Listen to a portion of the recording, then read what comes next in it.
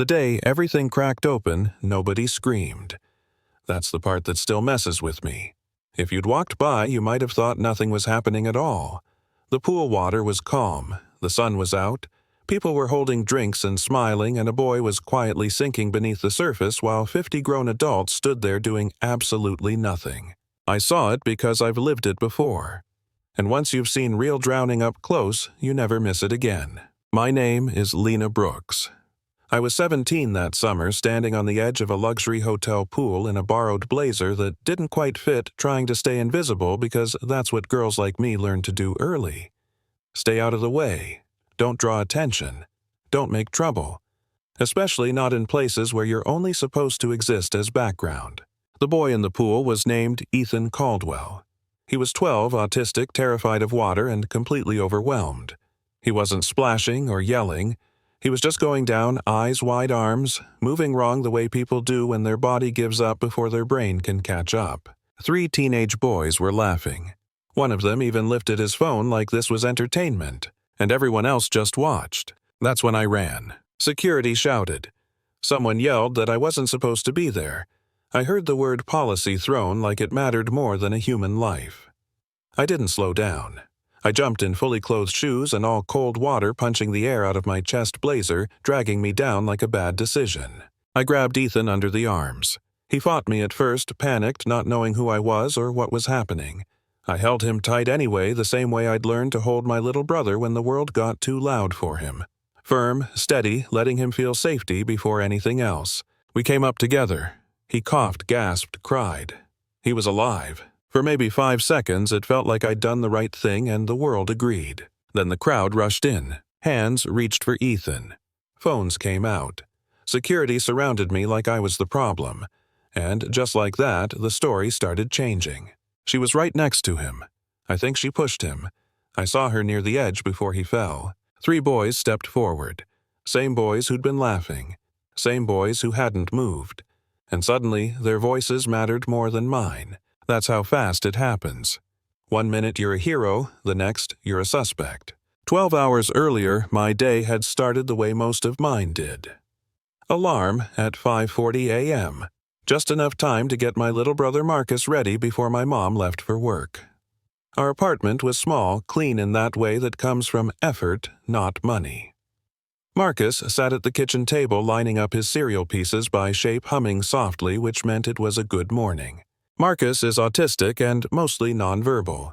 He communicates with a beat-up tablet we bought secondhand, the screen cracked but still working. I've learned to read his moods faster than most people read faces. I've learned how quickly fear can turn into shutdown when nobody listens. That morning I was nervous in a good way. I had a college interview later that afternoon. Social work. I wanted to help families like mine, kids like Marcus, people who get ignored because they don't fit neatly into the system. Across town, Ethan Caldwell was also getting ready. Different house, different world.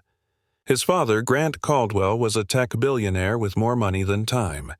Ethan had every resource Marcus didn't. Private therapists, top-tier equipment, customized communication software.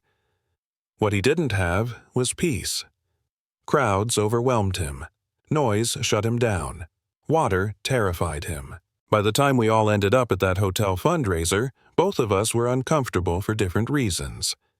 Me, because I didn't belong. Ethan, because the world wouldn't slow down. I noticed the boys before anyone else did. Expensive clothes, careless confidence, the kind that comes from knowing consequences, usually land somewhere else. They pointed. They whispered. One of them mimicked Ethan's hand movements. Another laughed and said something I couldn't hear but didn't need to. When one of them grabbed Ethan's tablet, my stomach dropped. That tablet was his voice.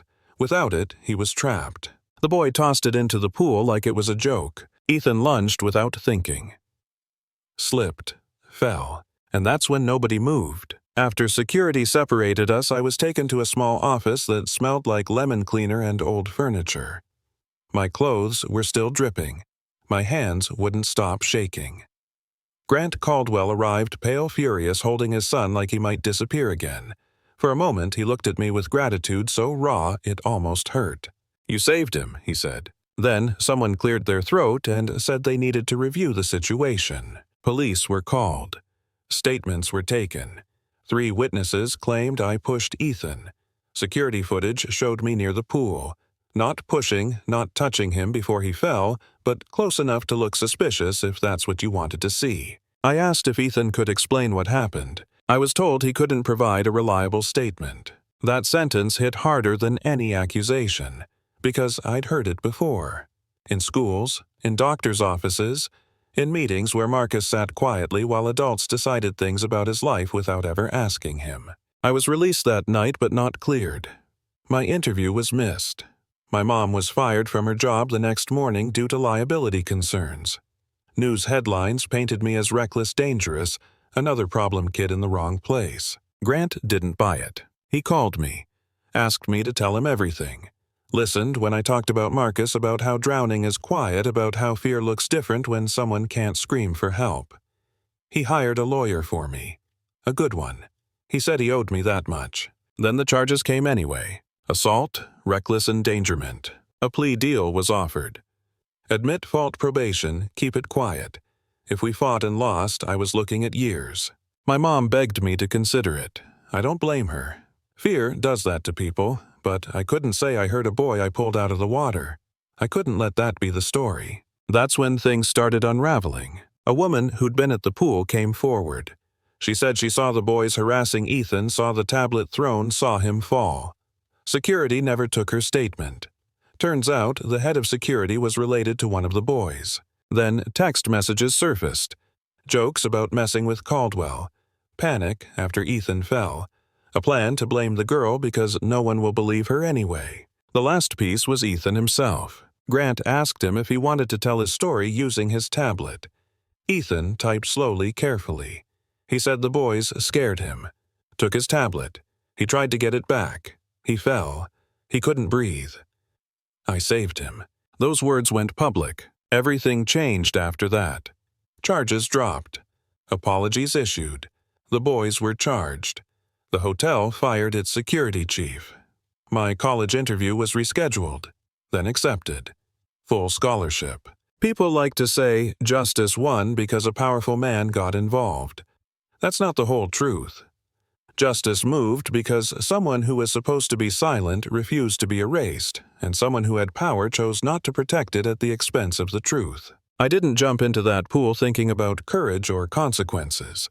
I jumped because a boy was drowning and nobody else moved. And here's the part that still keeps me up sometimes. If I'd stayed invisible like I was told to, Ethan might not be here. But because I didn't, my life almost fell apart. So I want to ask you something. When rules protect comfort instead of people, do you follow them? When someone who doesn't sound reliable tells the truth, do you listen? And if you'd been standing by that pool phone in hand, what would you have done?